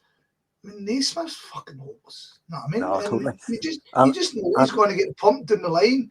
And on that subject, David Gray, they all love him, but I'll be surprised if he doesn't end up fucking bagged before the end of the season. I agree. I would agree. And that's how your Tony Bloom is. He is the ideal man in world football. His backroom team to come in and put the foundations. And see, like a team like Hearts, obviously, massive club, massive support. You know, if they can get him behind them, I tell you, see if I was Biden down in Ibrox area for the night in my three-quarter finished stadium, I would be fucking very worried if he was to come in. I'll tell you. I'm not kidding on, but it'd be amazing. I think it'd be great for Scottish football. You know, this is what we want. This is what you want. You want teams to be improving. And listen, I know it's early days as well, but by all accounts, this manager at Aberdeen knows his onions, and I think it'd be great as well. You know, if a bit of investment goes in there and they back this guy, and the guy sort of gets Aberdeen up challenging. This is what you want. You know, I mean, you obviously want Celtic to romp the league every year, right? We all want that, but you want a challenge. You want to play good opposition, and it's a win-win for us because the way we are ran at the minute, as we say, we're just waiting on something fucking horrendous to happen to blow it all away. But as it's going at the minute, right, we don't really have anything to fear. We just need to worry about ourselves. But see if we can get a higher level of opposition playing domestically against us. It's only going to help us when you're playing in Europe. And you want Scottish football. And the stat came out last week as well. I heard it in one, I think it was diving into the game on Wednesday night, that it's official now that Scottish football is the top league in Scotland is the biggest attended league per capita in European football. But it's still so fucking frustrating. But Jason, when you look around at the likes of Aberdeen at the minute and their ground is still half empty, and you're going, what more could your fucking team do for you constantly get this out of the house? Do you know what I mean? Well, I've not noticed it, but are they not selling it now? Even at the start they've made. The fuck, nah, it's not empty, but it's not full houses every week. It's insane. And just on that, what Scott was saying about a minute ago about Naismith, isn't it great to see Craig Levine on the brew again? Isn't it? There's a paragon of fucking virtue for Scottish football there. Get the likes of him out the fuck. Aye, it's just jobs for the boys carry on into. But carrying the same shit football from club to club. Oh, I know. Get the fuck. The thing about Levine was the thing about St Johnstone. St Johnstone had a great history of giving guys a go, right? And I'm saying to you, you shouldn't be cutting your teeth at Aberdeen and Hearts and Hibs. I don't think so. But St Johnstone's a different kettle of haddies. And they gave guys like, I remember Steve Lomas done well by them, Tommy Wright done well by them, Owen Coyle done well by them. I mean, they gave all these guys a go. And you kind of go, what's went wrong down the line that you've ended up fucking getting it? It's as bad as Aberdeen appointing that fucking cunt Warner. Know what I mean? Yep. So, to answer your question... Your man at St John's that won the Cups, what's his name? Callum Davidson. Callum Davidson. He get bagged. He should have the job for life. For life, yeah. Yeah, what he achieved with him, all right. I think then they replaced him with McLean, didn't they? Stephen McLean. What was that, Scott? I think they replaced him with Stephen McLean as well. That was another one they gave him. They gave him an intern job, and then they fucking gave him. That never ever works, does it? No, but you're right. See, like cutting your teeth. Scott Brown's doing it the right way. You know, he went to Fleetwood Town. Now he's doing it at Ayr United. And he's getting linked with the St Johnstone. I know. So would you take that if you were him? I was listening to that tonight, and I think it's an interesting one because I think Ayr United are potentially a bigger club than St Johnstone. Really? And I think a bigger so, club than St Johnstone. Fuck me, paper rules. What's that? See, to be honest with you, right, St Johnstone's like it's a funny one, right? They've always been there or thereabouts in the top division, right? But they're never ever going to get big crowds, ever. Ever. A team like Ayr United could potentially get big crowds. Mm-hmm. You know, that they're a proper football team. Whereas I feel bad saying St Johnstone are a proper football team because they have been a proper football team for years, but it just seems like Perth isn't really a football town sort of thing. Yeah, I agree with that. Whenever we used to come up on the buses up from Strand Harbour, we used to call it Airbrox. Looks like it, that. But I don't.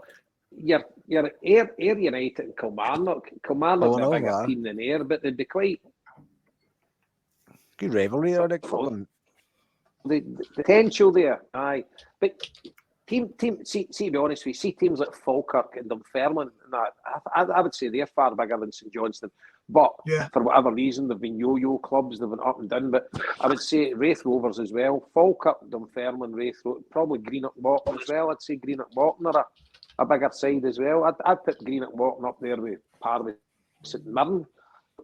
That's their derby. Two kind of very sized clubs, but they've not but proper football places. You know, they're really into football. Perth's where they have the Tory Party conference every year. So that fucking in Scotland, so that tells it the same thing. It just doesn't seem like a football place, but for whatever reason, they more often than not, they're in the top division. You know, I know for a good few years in Muirton Park, before they got the new stadium, they were in the second tier, but they've always been there or thereabouts, but it's kind of like a nothing team, I know. Well, Ayr United's attendance against Partick Thistle was 3,118, and St Johnstone's attendance against Motherwell on the 31st of August was 3,629. I think, well, like I'm saying, if I was Scott Brown, I'd kind of maybe hodl in and see how this season goes, but sometimes you fucking make a cunt of things, don't you? And you kind of miss your chance. So I don't know. I mean, let's get back to Aberdeen. Aberdeen's home game against Motherwell, they had 17,155, and their capacity is 20,000. So you're almost 3,500 down on the capacity, the ground. So, and I dare say Motherwell wouldn't have brought a lot of cunts up, you know what I mean? So no, they would have took a few hundred. So you're talking about they would have probably gave them the opportunity maybe to buy, I don't know, 1,500 tickets. So you're talking about half the capacity. So it's not a kick in the arse off it, Marty, because I was going to say I'd be surprised the way Aberdeen are gone. Aberdeen would fill that stadium. You know, if they've got a good side, they'll fall in their numbers. Yeah. Here's a fun fact. I've seen our United play in the flesh. And how? Because they played Donegal Celtic in a pre-season friendly about, I don't know, many fucking years ago, and we all went up and got steaming on a Saturday afternoon. Good crack. In fact, Ludovic Roy was in nets. Remember him? Ludovic Roy put me sitting on that. He was in nets that day. You're giving them dogs of his. So that's one to watch, Jason, definitely. Right. So what are we thinking for Falkirk on Sunday? Many changes we talking. Well, I can see the likes of McCann and them playing, surely.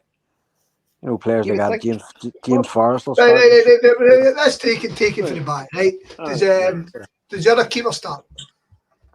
I would think so. Oh, I don't know. I would say no. I don't think so. No? Okay.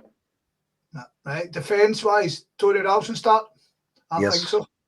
Yep, Ralston. Yeah, the Spanish fullback, I think it's a certainty start. Valley? Yeah, I would so, because I want to see him. Yeah, I think it's a certainty start. I think Trusty will start, and I think Scales will play beside him. Give CCV that break. So that's you talking potentially 3 changes at the back. Yep. Right. Midfield, Bernardo comes back in, Definitely. McGregor? Well, I would love to give him a rest, but I think he'll definitely play. Well, I think he's going to get a rest because he'll be during the international break. He'll not be playing, so he's had a rest. McGregor starts with Bernardo and Engels. And Engels, the Taddy yet. I can see. I think Engels will play because, as they say, he's only played 2 games. It's not like you give him a rest. That's just pointless. I think Engels will play probably with McGregor and Bernardo, but I think Luke McCowan will come on early in the second half. Look on the screen, Jason. Look on the screen. All going well. What's that, mate? Look on the screen, mate. McCann, cup tied. McCann is cup tied for Sunday. Oh, so he is. He's cup tied. Well, did they play in any of the rounds for Dundee, or was it just the group games? Don't know. He played.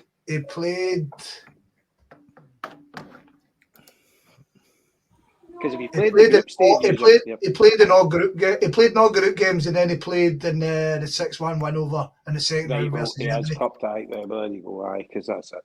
If you only played in the group games, he could have played. But there you go. Aye, so he's cup tied. So fair enough. So definitely. Well done, Gary. Dundee play the Mogatonks tomorrow, don't they? 5:30. Yeah. Back at Ibrox, back at their home. Imagine they get beat. That would be tremendous, man.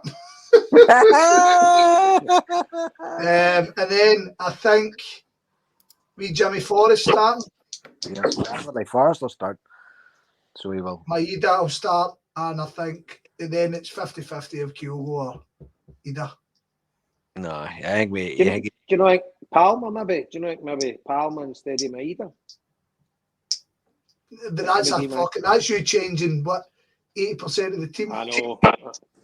And see can you see the thing is Falkirk or nae mugs? No. Nae mugs at all. But I think what's going to go against Falkirk is they maybe played too much football. And I think it might suit us. Was it Jerry? Was it one of our mates was saying the other day? These guys haven't been beaten in 45 matches, and while they have been in a lower league, they would be sort of on a par with Ross County or and you wouldn't be making 8 changes against Ross County. I thought that was a fucking smashing point. That's a very fair point. Like you wouldn't be. The thing is, they've not been beaten 46 or 47 league matches, because they can put it obviously NSB at the Scottish Challenge Cup. But I've been and see to be honest, right? I'm not kidding you on. I went and watched all the highlights of all the games this season. They play some smashing football. Did you hear? You didn't listen to the press conference today, did you? I did, yeah. So it was basically just John McGlynn. John McGlynn's his pal, blowjob and Brendan Rodgers for fucking. Says he's the most incredible, amazing, fucking wonderful man he's ever met in his life, and fucking genius. Call him a genius, and Rodgers went, "Let's not be using that word." Let's not be using that. So I mean, obviously he's been inspired by Rodgers' team, so even though he's like in a place like Falkirk, like you can only fucking deal with the dick you have. You can only buckle the balls in your bags. You know what I mean? Fuck me. So he seems to be doing a tremendous job. God bless him. That boy, that Falkirk fan I spoke to, he was class, man. He was really good. He was. He was excellent. Good chat. But again, just to go back on that point, you wouldn't be making wholesale changes against these teams. And Roger spoke about this cup, and he was going, "I want it. That's the first one I won here. It's special to me. Fuck it, But see, and like I said last week, I think the whole Kilmarnock beating us last year has made everybody wants to fucking win it this year. And I think the team really, really don't want to give 100 Yeah. I don't think that team wants to give 100 Don't want to give them in that full table. See, to be honest, right, and I do understand people saying you wouldn't make that many changes. However, the point of the matter is we need to be getting Trusty, Valley, Bernardo, maybe even Palmer. We need to be getting them games because we're going to use them, so we need to be getting them games. So is it a case of it's no like when we done against Morton where Neil Lennon brought in fucking 10 guys, but 10 young guys who are untried and stuff like that. I mean, Trusty's we've got to see that Trusty can do a job for us. And we know Bernardo can. We've got to see if Valley can do it. Or, how do you pronounce his name? I keep getting this wrong. The Spanish boy. It is Valley, isn't it? Is it Valley or something? I don't know. I think you're right. Good. I get corrected after you, Marty, who didn't know.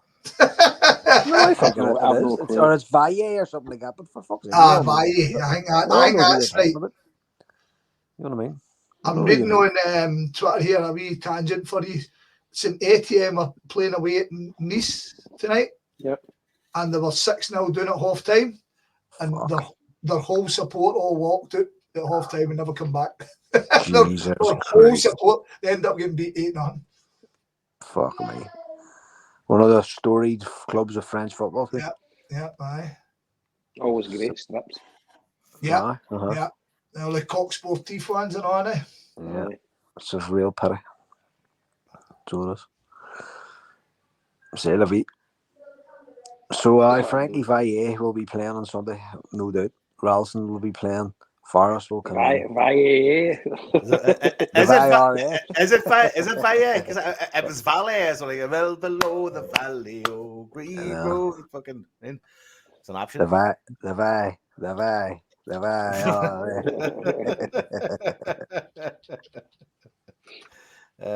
Goodness gracious me.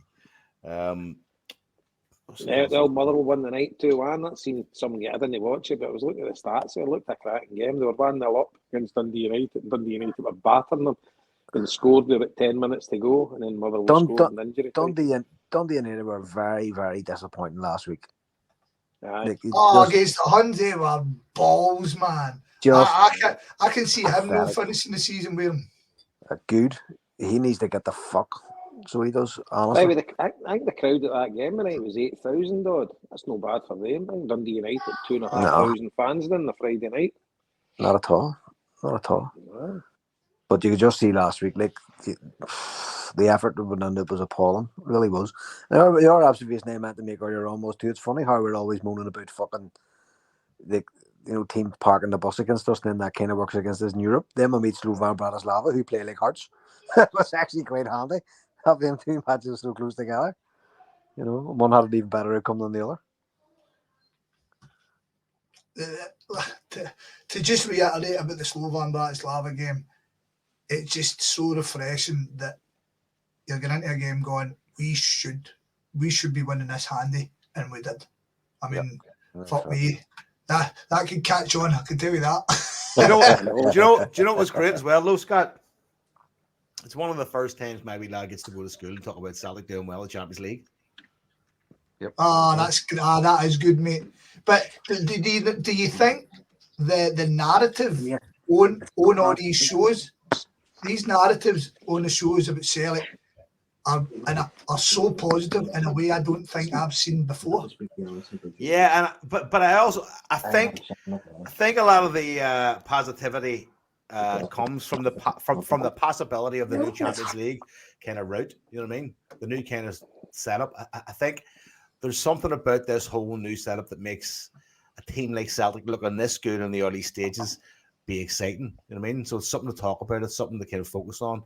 You know what I mean? And again, either we're on the crest of a wave or we're about to fucking get a massive fucking wake up call once again. Because I don't want to be fucking sitting here in January. I don't want to be sitting here in January and going like, do you remember when it was fucking 20th of September? We were all going, do you know what? We're sacking the Champions League. Fucking let's go. Fucking there's no point getting into that to do. I mean, I think you've got a point, Joe, right, with the new setup. I think it is, for me, it is kind of refreshing that we don't play the same team twice, etc. And for the fact that we, on paper, have received very fucking promising home draws, so we know we're no great on the road, and the likelihood is, on paper, we should lose 3 away games, but I don't think we will, and we could potentially get something in Zagreb. On paper, I think we'll take something for at least one of the 3 tough away games. But did you see Zagreb punted the manager? Did they? Aye. Sorry what happened there. Jason, sorry, that talk. You there, Jay? It appeared you'd lost him. He's gone. All my loving is gone. Aye, they get beat last Friday. Well, obviously, you're still on Sky News then. But sorry, Jay, will you cut off there, pal? Jay, you cut off there for a second. See that? All right. Sorry. I'm just saying there's wall-to-wall coverage now. I think that's the big difference. Aye. It's a media circus with the Champions League now. It wasn't when we were good before the Champions League. Aye, that's very true as well. But there's something about the way it's going, the way it is set up this year, that it opens up the potential for a bit of a Cinderella story, right? And I know that fucking rarely happens in that level of football, right? But there's always you never know, you know what I mean? And if Celtic are kind of situated early doors as that, you never know kind of club, you know what I mean? And again, that's a big fucking. There is a fairy tale level to the club at certain points. I mean, I'm not trying to get ahead of myself. I'm just saying, if things were to go exceedingly well at this stage of the Champions League, I would not be completely surprised. I mean, if we were happily and comfortably into the next stage without having to go through a playoff. I mean, it's that, and again, that will add to this kind of sort of not the mystique, but the overall positivity towards sort of Celtic's progress and the work they're doing and the things that they're doing. So you're expecting us to finish in the top 8 now? I said I wouldn't be surprised if that happened. That's what I said. You wouldn't what? Sorry. I said I wouldn't be surprised. You wouldn't saying the fucking Jets are going to win the Super Bowl. surprised. All right. I mean, what I mentioned, 3 away games that in paper we should lose, but I think we'll take something for at least one of the away games, and I'm probably getting way ahead of myself, but I think we'll take something for either Dortmund, Atalanta, or Villa away. I really think we could beat Villa. And I know they're a top team, but we do well in English opposition. They always kind of raise their game. And I could see us maybe going down there and doing something. And by that time, they might be well through. So, I don't know. But, so there. I don't really see us finishing the top 8, to be honest with you. But I'm pretty confident. I really think we'll finish in the next tier to play the playoff to get into the last 16. I don't see us getting knocked out because it's interesting as well. I don't know about you, but you're taking an interest in every game now because every game affects us. It's great, isn't it? And you're one of the shocks. So when Barcelona went down to 10 men, you're like, fuck, because you're thinking Monaco, get them fucking, and it's going to come back. So that's a fucking bad result for us. But there wasn't too many shocks. No. And most games went the way everybody would have kind of thought they would have went. So hopefully in the next round there's maybe at least one shot with us in Dortmund. But you're taking an interest in all the games now because they all kind of affect us, and you're no want any kind of wee teams to pull up shocks so that they get the win behind them. But a lot to play for now. It's early days, but it couldn't be any more positive. I'm sure that was the overall plan for fucking UEFA, going like, how do we get more cunts watching the Champions League more every fucking time, every time it's on? I mean, make it and again, like it's like every time there's Champions League ties on, you're looking in to see how a team you might be playing down the lane is getting on. I mean, so it keeps you that invested in it. You're constantly watching, you're constantly looking at things. I mean, it's a refreshing way to fucking play the contest. I mean, it's funny because I couldn't see them kind of evening it up and giving the wee guy a better chance, but they've done it, and I don't think they've done it by design. They've done it. There's obviously an ulterior motive to it, whether it's the build up to the Super League or whatever. But there's obviously method behind it for their way, and it's probably not the way that we would kind of want it, but it's kind of worked out in our favour. But it's early days yet, but all positive so far. Superb. Anything else we gotta get up? My list is now exhausted. What else did I watch here? Oh, here, fucking did you see who was in with John Joe to watch the game in Philadelphia? Jason? No. Kneecap. Oh, I did see that. In fact, I did see the photo. Aye. They're on a bit of one of them short American tours, and their first stop was Philly. It was John Joe. The photograph I get sent was John Joe, Kneecap, and your man, the comedian Shane Gillis. Well. I did see that. In fact, aye. Sean's going to see them on Saturday, I think. Yes, Big Sean. Where's Sean? That cunt. Butler. That Butler cunt. going to see the Kneecap. Yeah. There you go. Once again, if you haven't seen that film, get out and see it. It's phenomenal. It's excellent. Really good, man. Do you know what's mad about it? Right? See the likes of fucking Jimmy Bryson getting angry about this shit on fucking Twitter, right? With Kneecap. And people go like, this is a disgrace to promoting sectarianism. I always respond back going like, if you fucking dickheads cannot see the exaggerated fucking version of what they're doing, like of the fact that this exaggerated fucking West Belfast smick fucking routine that essentially is pissing you off, but they're delivering this very fucking clever and smart fucking message around language and unity and togetherness and music. Like if you fucking dickheads cannot see that they're pushing your fucking buttons, then you want to fucking start donating those brains to science lads, because it's fucking ridiculous. I mean, it's like thinking the Wu-Tang Clan are an actual fucking clan that may come and get you. I mean, Fucking ridiculous, man. But if you haven't seen Kneecap, go and see it. It's phenomenal. And most of it's filmed around West Belfast. Brilliant. Very well indeed. Right, what else we got? Anybody else? Any fucking news? We are approaching 2 hours here. Yeah. Or are we gonna hold on a second? I'm not too quick with the fucking fucking Wrap it up the fuck. There you go. All right, hold on a second. Hold on. We've got to add to our musical fucking our snippets. Some more interesting stuff. Right, I have to nip off because I have to go to do daddy cabs here. So God bless every last fucking one of yous, man. Good man, Marty. We're Flynn. jolly green giants walking the fucking earth at the minute. We are, and just to mention, we didn't mention Marty's name today. If you haven't seen it on YouTube, is Liam Scales as Jesus. So and he's definitely working on the beard. He's between Ginger Jesus and Hans Klopak at the minute. It's honestly, right, and I don't want to put any badness on his name, but it's one of the worst beards I've ever seen. Did you see the picture of him when he got his man on a match award? And he looks like the wee kid in the class in the school, you know, who never wins anything but got an award. He was just this wee grin on his fucking face, like, you know. The wee kid that gets like the fucking on the sports day they give him something. Give him something. Most improved player. Most improved. Best teammate. The spirit of sports day.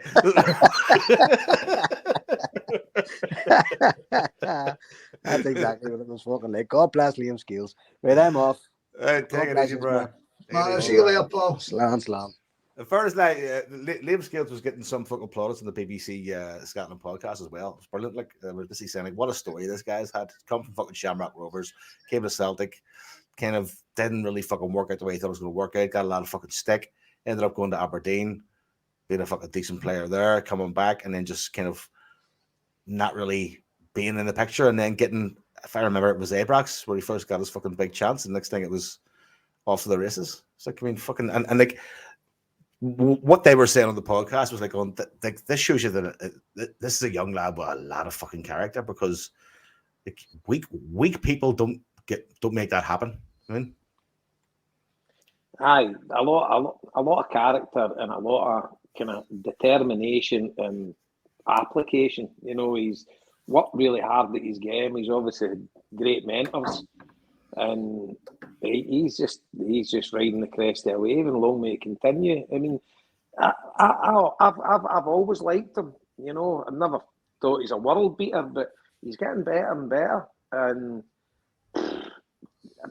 your man, the American lad that they signed, he's going to have a job in his hand to take the jersey off him. I do think it's going to be an issue, right? But here's the thing about Scales, right? Because of the stick that he's got, right? And, you know, kind of the journey that he's been on. See, when he plays really well, everybody's like, fuck me, that guy's done really well. Like, it's a massive surprise, but he does it consistently, right? Now, in fairness, there are some mistakes. There are times you go like, I mean, but the thing is, even if there's a slight drop-off on his best performances, that's when he starts hitting shit. I mean, that's people start saying, "Oh, fuck him, well, he's not really that good." I mean, so there's a bit of an attitude issue there towards him, I think, from some people. Who doesn't make mistakes, you know? And see, another thing, he's fit constantly. Never had an injury. You know, he's just constantly fit and always there. He's 110%. Absolutely brilliant. Jason Maloney will just be lying with a banger out there now.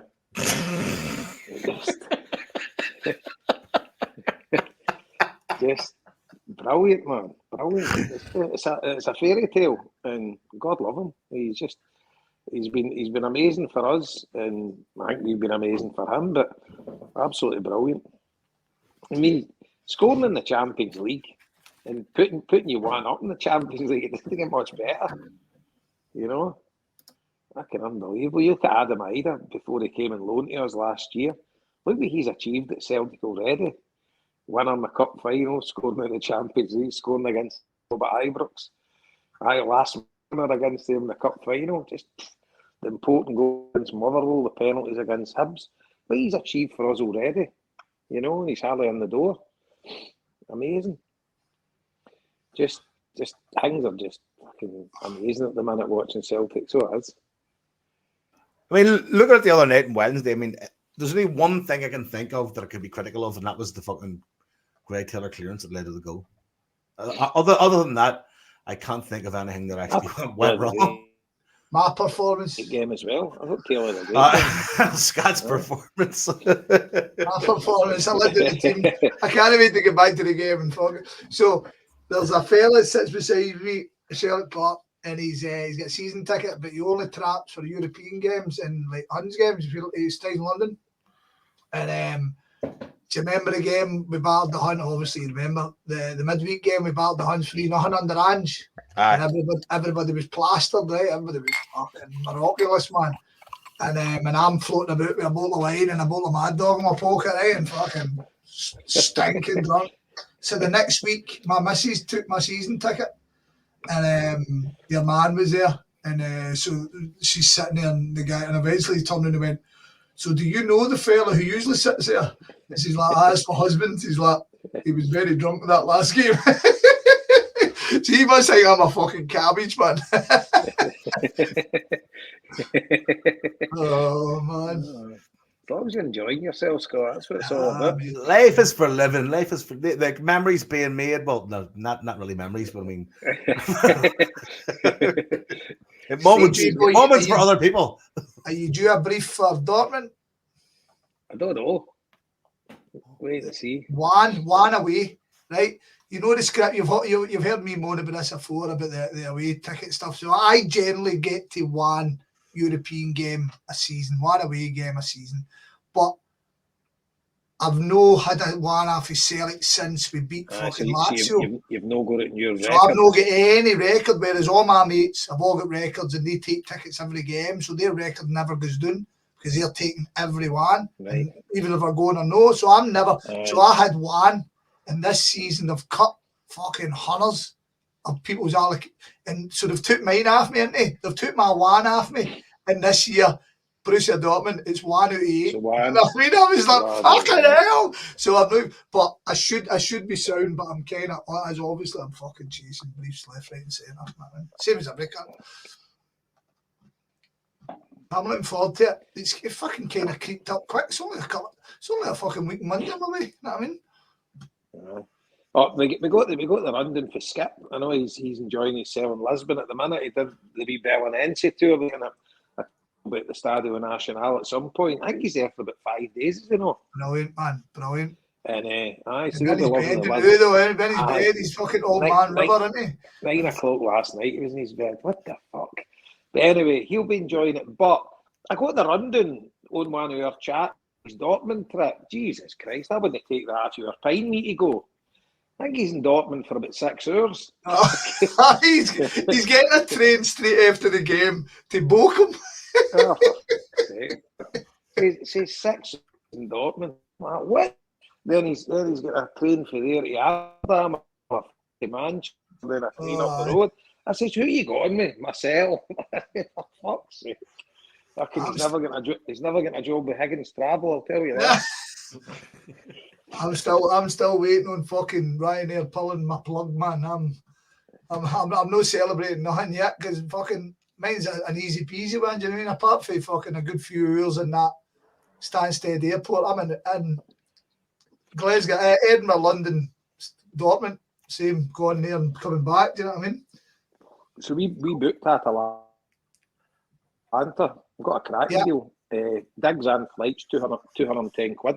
Flying Edinburgh first thing on Tuesday morning to Gatwick, then Gatwick to Milan Linate, and then it's 40 minutes in the train.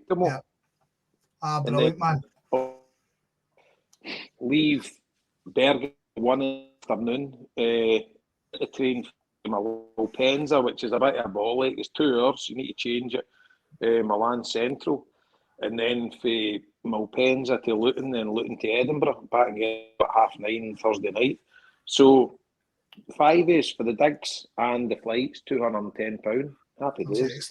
That's excellent, man. Like I said to you last week, I'm never going back to Italy for a game of football. Italy and Spain are fun with me. I'm no going back. But that's great, mate. And I'm looking forward to doing my review at Atlanta, because I'll be honest, I don't know lots about them considering how good they've been the last fucking 10 years. I don't really know. And I was listening to Andy Brasso, and he was saying they've really had an unwanted summer in terms of they ended up selling loads of guys that they didn't really want to sell. Like that Cook Miners that went to Juventus. I don't think they wanted to punt them.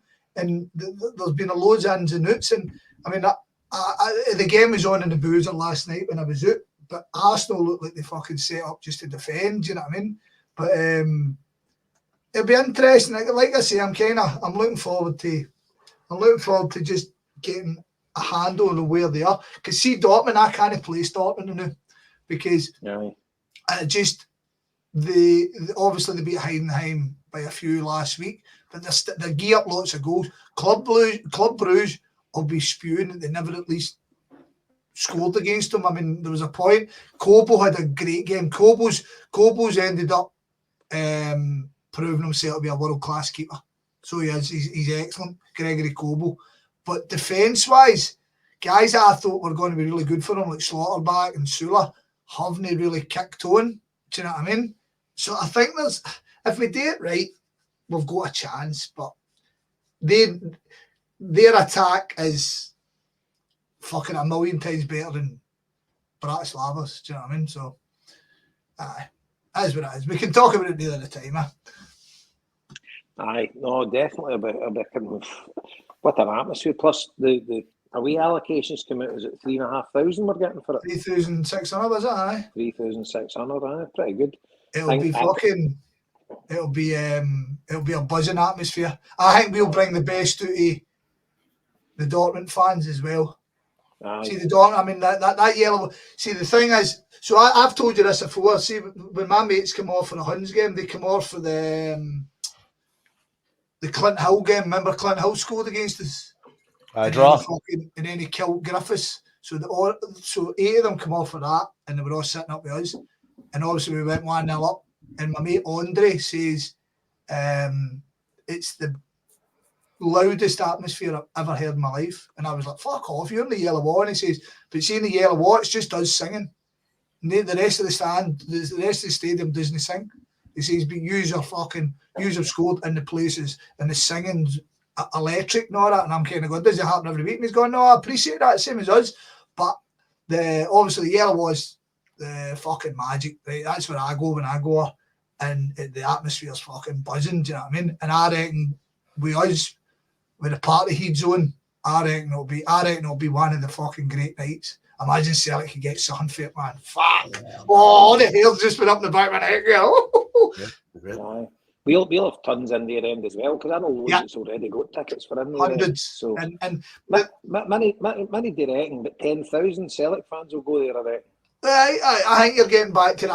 I reckon you're talking about 7,000-8,000. 7 or 8, aye. Like you say, there'll be plenty in the German end.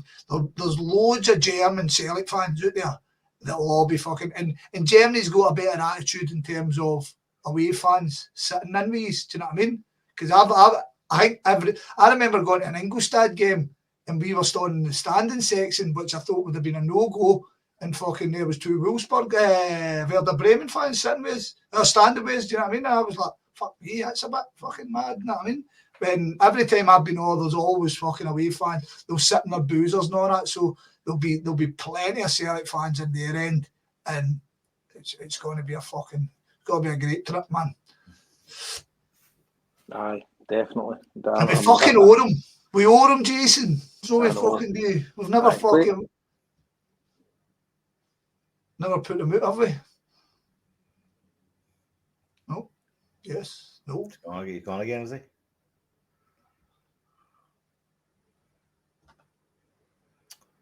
Jesus. Right. I think that's fucking it anyway, innit? Are we going to... I need to get this fucking... Wrap it up the fuck. There you go. Post the Marty. On. I can't stop these fucking things sometimes, can you? You're back, Jabo. Back? Hello?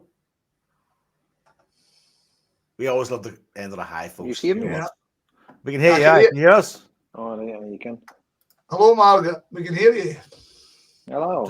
Just we might wrap up the fuck in a I'm second. just Anything watching else? a video there on the computer about the Slovan Bratislava fans getting melted outside my cools. Do you see it? I see the There's poor a lad. video that's took right next to the bit where they tried to Steve in one it. Of course, send that on to us, J-Bo. I want to see that. I seen it It's today. on- So that It's on the huddle board. See if you look on the front page of the huddle board. It says I'm there. Slovak fans getting melted in McCool's. Right, okay. One lad gets absolutely scalded. Right, is that us? I think that's us. I think That's that's us done. Be back next week. Talking about Falkirk. And yeah. Good vibes, folks. Normally the podcasts are longer when the shit to complain about, but there's nothing to complain about. Exactly. Aye. It's all rosy ends the garden. all right. Right? So enjoy the good times, folks. Have a great weekend, people. Hail, brothers. All right, Trips. Hope your team wins. Shalom. Finish that wee YouTube thing, Joe, before you end the stream.